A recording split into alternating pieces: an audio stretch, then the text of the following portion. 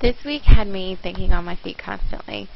I'm not sure if it had anything to do with a full moon, but technology was definitely not on my side. In the following video, you will see me teaching in front of a group of 9th grade pre-AP students. We are reviewing Romeo and Juliet, Acts 1 through 4. And what you'll notice is me running from one side of a chalkboard to the other and skipping over the active board in the middle completely. This is definitely not something I would suggest normally. I would definitely use the active board, but this active board had been glitching all week, so I had to improvise. It was not working when I gave this particular lesson, so I had to think on my feet and just go with what I had. Another interesting thing that you're going to notice is that there are no students in this picture. I asked all the students to remove themselves from the front row so that they would not be in the video. However, I promise there are actual live students in the room, and I'm not just talking to myself. In fact, I did this exact lesson plan with my other group of 9th pre-AP students, and it was different and more interactive for them. I had to revise this lesson in order to make this video so that none of the students would be in the picture.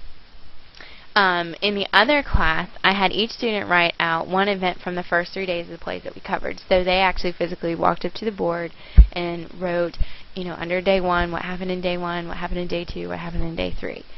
After everyone in the class had written an event, as a class together, collectively, we placed their events in order on timeline on the other side of the board.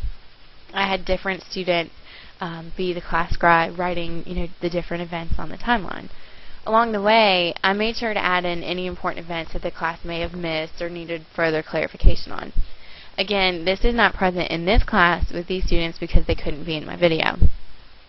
I must say, after reviewing this video, that one thing I noticed is that I prefer to have more student-centered lessons. Having to adapt this lesson to videotape without students in the picture completely changed the dynamics of this lesson. While I asked the students about the events and wrote them on the board and placed them on the timeline for them as they instructed, I felt like there was no real interaction.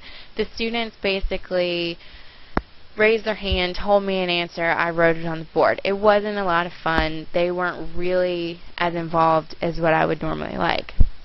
In the previous lesson, the students were up and moving and talking with each other and figuring out where everything went and what had already been written on the board and talking to each other trying to figure out, no, was this day 1 or was this day 2? The end result for both lessons was the same. The students got review and they had a timeline and they had a better understanding of how fast this play moves, but one class was more engaged and one class was more engaged and responsible for their own learning.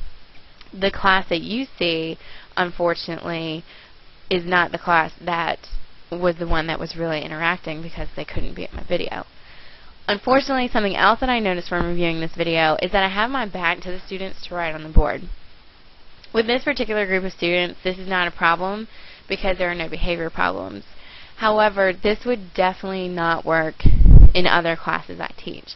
Turning my back would give the perfect opportunity for the class to get distracted and get off task, and I would spend more time trying to reel the class back in and get them back under control.